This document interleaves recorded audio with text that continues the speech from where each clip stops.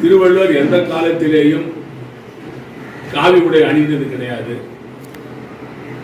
அவருடைய படங்களை எல்லாம் நாம் பார்க்கிறோம், அவருடைய சிலைகளை பார்க்கிறோம். அவர் வெள்ளை உடையோடு இருப்பார்.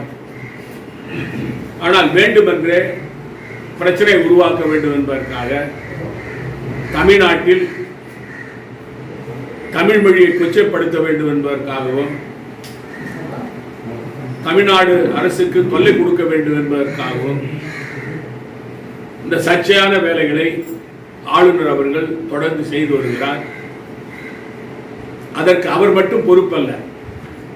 இந்த ஆளுநரை ஊக்குவித்து இது போன்ற செயல்களை செய்வதற்கு தூண்டுதலாக இருப்பவர்கள் உள்துறை அமைச்சர் அமித்ஷாவும் பாரத பிரதமர் நரேந்திர மோடியும் தான். நேற்றைய தினம் திருவள்ளுவர் விழாவை ஆளுநர் மாளிகையில் கொண்டாடி இருக்கிறார். திருவள்ளுவர் விழாவை கொண்டாடுவதிலே எந்த விதமான மாற்று கருத்தும் யாருக்கும் கிடையாது.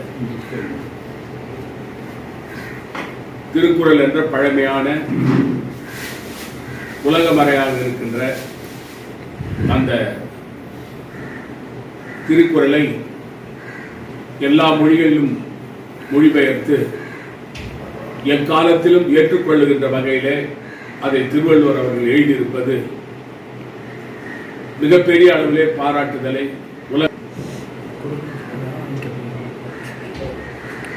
திருவள்ளுவனுடைய படத்திற்கு காவி சாயத்தை பூசி அவர் சங்கி என்பதை நிரூபித்திருக்கிறார்.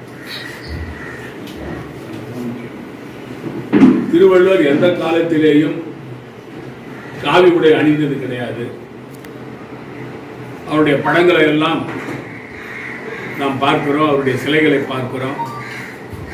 அவர் வெள்ளை உடையோடு இருப்பார். ஆனால் வேண்டுமென்றே பிரச்சனை உருவாக்க வேண்டும் என்பதற்காக தமிழ்நாட்டில் தமிழ் மொழியை கொச்சைப்படுத்த வேண்டும் என்பதற்காகவும் தமிழ்நாடு அரசுக்கு தொல்லை கொடுக்க வேண்டும் என்பதற்காகவும் இந்த சர்ச்சையான வேலைகளை ஆளுநர் அவர்கள் தொடர்ந்து செய்து வருகிறார். அதற்கு அவர் மட்டும் பொறுப்பல்ல. இந்த ஆளுநரை ஊக்குவித்து இது போன்ற செயல்களை செய்வதற்கு தூண்டுதலாக இருப்பவர்கள் உள்துறை அமைச்சர் அமித்ஷாவும் பாரத பிரதமர் நரேந்திர மோடியும் தான்.